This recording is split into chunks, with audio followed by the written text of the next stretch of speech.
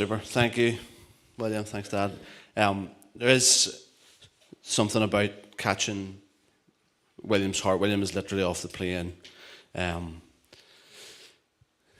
catch the vulnerability and the rawness. So he'll come next week with it all polished, but I just still think there's something about the rawness of catching the heart. And I love that you shared that about the team, because that was called to visit Mum and Dad yesterday, and the first thing they mentioned was your two boys, was Thomas and Isaac. And so it's incredible just it's really important that we recognise that. We're doing this as family. We're growing, we're learning, we're worshipping. We're on mission together as family. And so to acknowledge the two boys is beautiful, really important. So yes, good stuff. Thanks for that. Thanks for sharing. We're in the parables. We're continuing to think actually about sheep, and love that that's where last week when William was away, that having this revelation about the significance of names, because if you remember, that's what we did last week in John 10. How beautiful it was that he knows each one by name, the significance of names in John's gospel. And again, it's John that wrote that epistle that me and William worked out there together as great theologians in that moment. Yes, we're going to go into Matthew 18 and Luke 15, talk about the lost sheep. The opportunity this week to speak to someone and ask them why he gave up his career as a farmer, and he said that he chose the wrong field. That one was rubbish, actually. That's grown away at that, and that's awful. Matthew 18 and Luke 15. So I know it's a similar parable, but actually its context and its meaning and even its application, I think, are quite different, and so it's why I want to read them both. So Matthew. Let's read Matthew's account first. Matthew 18 verse 10. See that you do not look down on one of these little ones, for I tell you that their angels in heaven always see the face of my Father in heaven. What do you think? If a man owns 100 sheep and one of them wanders away, will he not leave the 99 in the hills and go to look for the one that wandered off? And if he finds it, I tell you the truth, he is happier about the one sheep than about the 99 that did not wander off. In the same way, your Father in heaven is not willing that any of these little ones should be lost. And then Luke 15, if you want to turn to there or scroll to there, Luke 15, and let me read the first. We're just thinking about the sheep mostly this morning. Very tempting to go on to talk about the lost coin and the lost son, but we just want to think about sheep and lost sheep this morning. So Luke 15. Now the tax collectors and sinners were all gathering round to hear him, but the Pharisees and the teachers of the law muttered, "This man welcomes sinners and eats with them." Then Jesus told them this parable. Suppose one of you has 100 sheep and loses one of them. Does he not leave the 99 in the open country and go after the lost sheep until he finds it? And when he finds it, he joyfully puts it on his shoulders and goes home. And he calls his friends and neighbors together and says, "Rejoice with me. I have found my lost sheep." I tell you that in the same way there will be more rejoicing in heaven over one sinner who repents than over 99 righteous who do not need to repent. So Father, thank you for your word. Thank you for this parable. Thank you for this story that came from the lips of Jesus. And Jesus, we want to have ears to hear what it is that you're saying. Thank you for the lessons that we learned. Thank you for what you've spoke so many years ago that still can be used, be used by us with the guidance and the wisdom of your Spirit. And so, Holy Spirit, would you equip our minds? Would you soften our hearts? In Jesus' name, amen. Similar parable, lost sheep. One was lost, the 99 were left in order to go and find the one. But what I want to reflect on is the two words that are used for lost. I'll reflect on them Let me just summarize it for a moment and come back to it. But lost in Luke is this word Apollon. I already know, I'm making horrible pronunciation of it, but Apollon simply means getting lost. That's just what it means. Lost means getting lost in Luke's account. Whenever we read the same word in Matthew, which we've just done in Matthew 18, it's a different translation. It's planao, and it's the sense of being deceived. The idea of lost here in Matthew's account is the sense of being deceived or being led astray. So as I've been reflecting on the parables, and even reflecting some of the parables that we have looked through, trying to consider the response to how the audience would have been responding, I'm pretty confident that as some of the parables were told, there would have been a general sense of agreement. There would have been a nodding of the head. So the fig tree, it is frustrating that if you come to a fig tree expecting figs to be on it, that it's not on it. That is frustrating. People would have nodded. That makes sense. Or the wheat and the weeds that we reflected on, the wheat, wait until harvest. Let the wheat and the weeds grow together until harvest. That makes sense. People would have nodded in agreement. But here we have this story, this parable that Jesus gives, and I imagine the look of surprise. The more you try as best as you possibly can, it's difficult to fully embed yourself in a culture that is so alien, but give it our best shot. But you imagine the sense of surprise, possibly even outrage, when Jesus tells this story about a shepherd. Like how foolish to leave the 99. How could you possibly justify leaving behind 99 sheep in order to look for the one? And I don't want to get bogged down in this, because it's sort of, you're just trying to imagine the reaction to people that you don't know. You don't know how people are engaging. But maybe for some, they would have been listening on thinking, somebody with 100 sheep, they're rich, they are loaded. There almost maybe a sense of the rolling of the eyes, because, well, if somebody has 100 sheep, they can afford plenty of hired hands to go looking after the sheep. Maybe that could have been going through people's minds. But also what's possible is that maybe that Jesus is getting across the desperation of the owner. And that's where part of this story became really relatable for me, because as I think about the shepherd, like, he's made a mistake, and then which we've all done, like, who hasn't? No hands, no. But then it feels like he compounds that mistake. Like, it's almost that mistake's exaggerated by trying to cover up that one mistake, that of losing the sheep. He then leaves the 99 to go and look for the other. He compounds one mistake by making it even worse, by leaving the rest to go and get the one. I suppose that's the line that I was going down this week.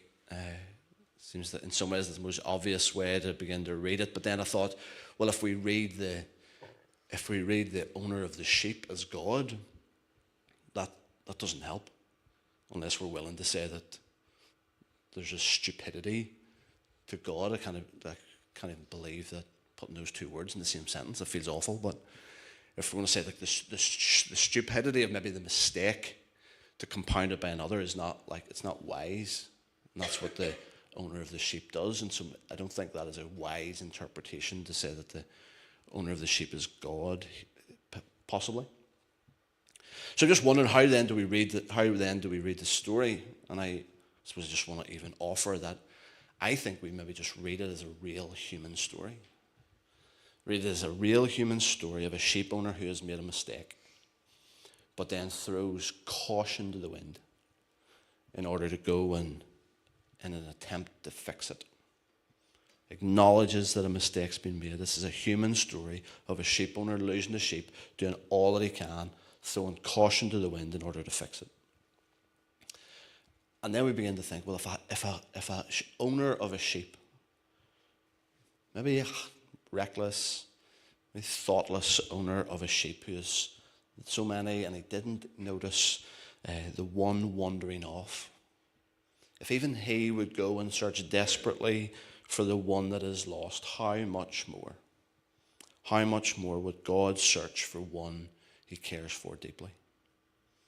I think that is for me anyway, that has been just a beautiful way just to engage with this parable that Jesus told.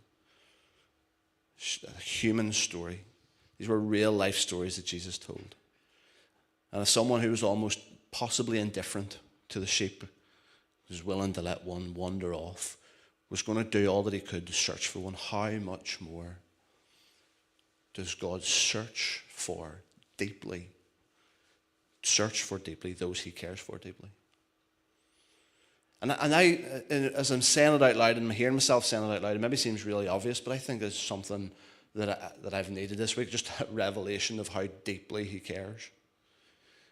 And I'm looking forward to hearing more of the stories that the guys have from Egypt. There's something about that, how deeply God cares. He was sending a group of people willing to say yes in order to make sure that people know how deeply they are cared for. And I've just needed that simple reminder this week. People that have maybe wondered how deeply they are cared for. And we can come up with all the things, well, they've wandered off, they've deliberately chosen to wander off, and we can come up with all the reasons, we can point to behaviors. But the revelation and the reality is that he cares deeply. God cares deeply. And so the two things that I just want to reflect on that I think are quite helpful. I think they're quite helpful for leaders, but I think they're quite helpful for anybody in positions of responsibility, because in Matthew's account here that we've read in Matthew 18,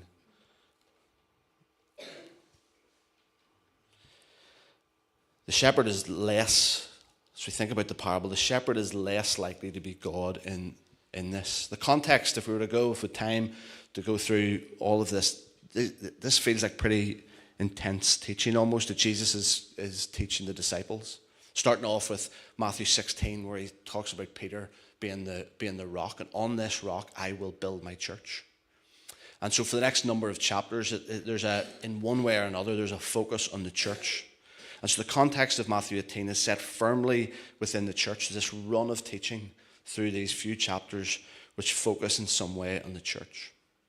And so as we've read, Luke's is in some ways the more obvious one of a sheep that has wandered off. But Matthew's, as I've already suggested, is being Matthew's lost sheep is led astray. This is a deliberate intent of someone outside of the fold, deliberately leading someone away. And so these words, do not look down, do not despise one of these little ones, Jesus says.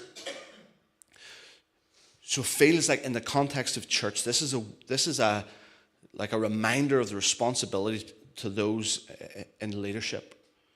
But I think it's for parents, it's for those leading kids ministry, women's, all of those sorts of things. It is that there are those that maybe do not care about individuals being led astray. Jesus is saying in the context of church, don't despise. Don't be indifferent to those that are being led astray. There are those from outside, whether it's people or voices or ideas, ideology, they're being deliberately, with deliberate intent, leading those astray. And so Jesus it's almost like a warning to the church, do not despise these little ones. That is, I know Jesus used kids here.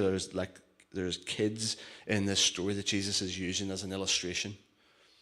Like, if you're going to accept the kingdom, you need to receive it as a little child. And so if we're willing to do that, to be a disciple of Jesus is to be one of these little ones.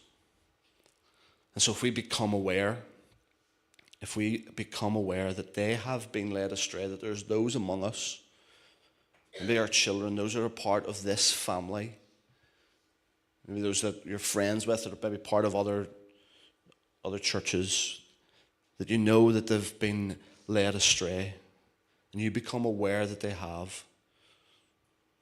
The responsibility on us and the call to us is that you would leave the others in the flock and go and search until they are found. It is the call to the church to be loving. It is the call of the church to take responsibility for everyone that is part of the family, everyone that is within the flock. And if you become aware, don't become indifferent. Don't despise if they become. Don't become indifferent if you become aware that they have begun to be led astray. Leave everything else behind and go and search for them. This is one of the reasons why I love the parables, I think.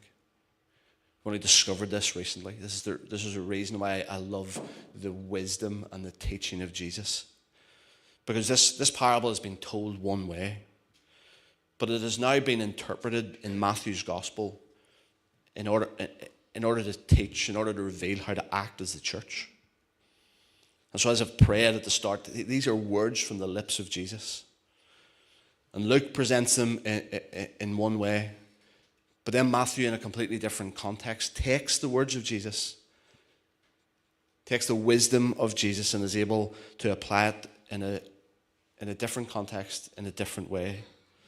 Something from the lips of Jesus that helped them know how to act in the context that they found themselves.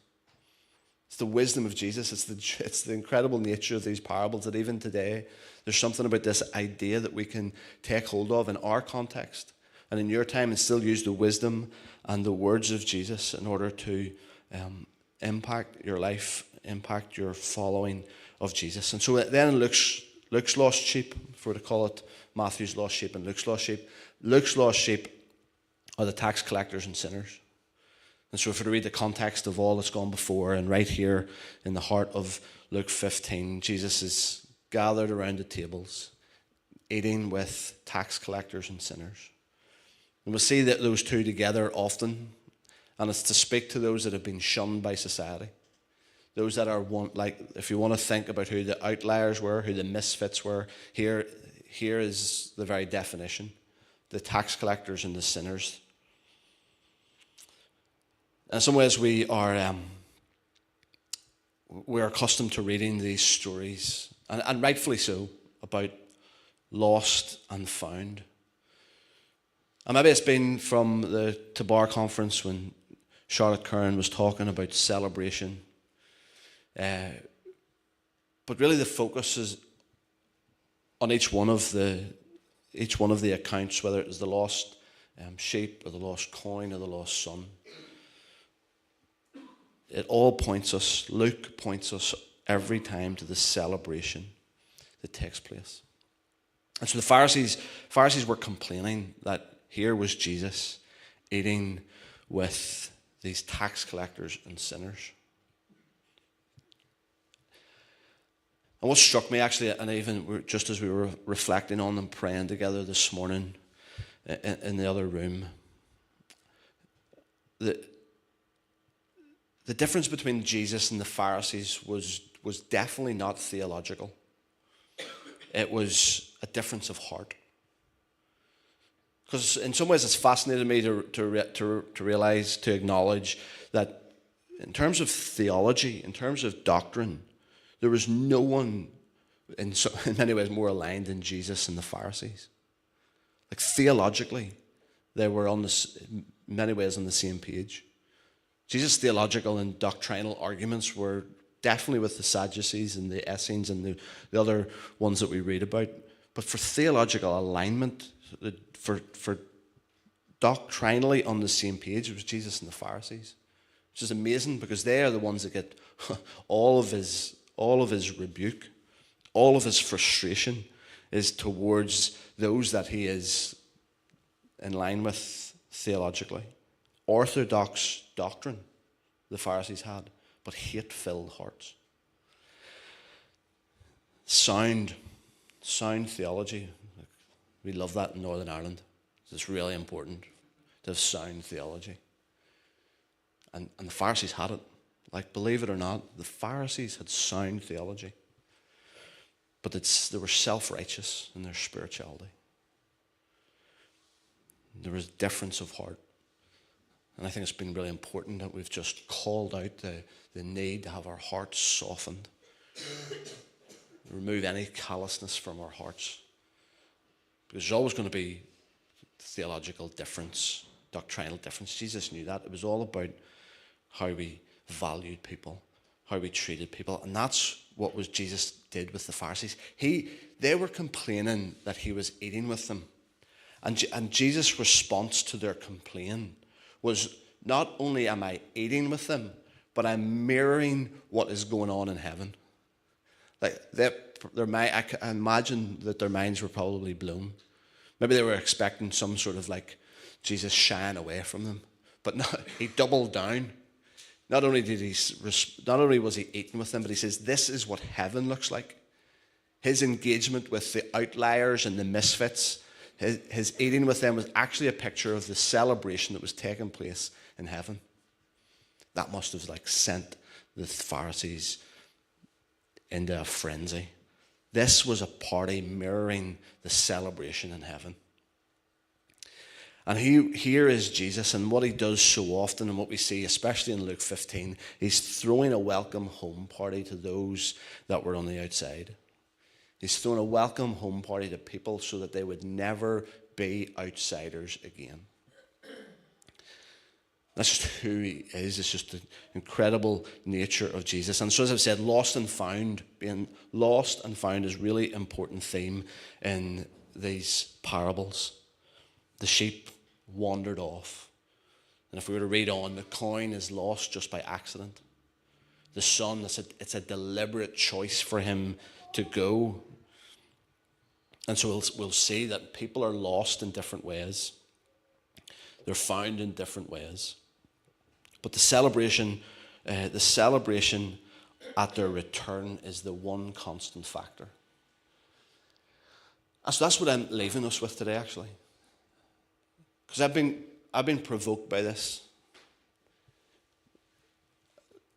as I've engaged with this parable, and as I've reflected maybe on what the church is known for. And I do think that like celebration is not the thing, I don't think, that sets us apart. And so I felt like I was just being posed that question last night, and I don't know how to answer it. Like, how good? Well, I suppose I do know how to answer it, but I don't know how to get better at it in a way. How good are we at celebrating? Think about the church. How good are we at celebrating?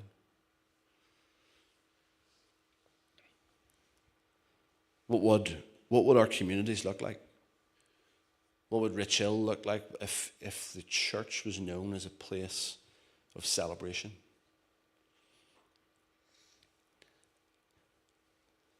And so I'd love us to be asking that. I'd love us to be reflecting on that. Because that is what Jesus is revealing here. He's going at lengths to make this point. This got him in serious trouble, and I think if he's willing to put himself in serious trouble, that it's worth us giving our attention to. And so not only was it important about the lost and found, and again, not that we love that. We love to preach and to talk and to reflect on lost and found and all of that. But what about thinking about celebration? Because that is what Jesus is trying to show here. He's trying to mirror that with a celebration taking place with outliers and misfits is mirroring the celebration taking place in heaven. And so it's really important that we respond to the invitation of David, that we need more people volunteering their time for Rock and for the kids. But I love to see those gifted with hospitality and the ability to put on a party just to put their hands up and say, I'm volunteering. I'm volunteering throwing a party. I'm volunteering celebrating something within the church that becomes normal. Part of this becomes who we are known for. And I think if we get better at that, we become more like Jesus, and we become more like Jesus, who who knows what's possible. And so the guys are going to come and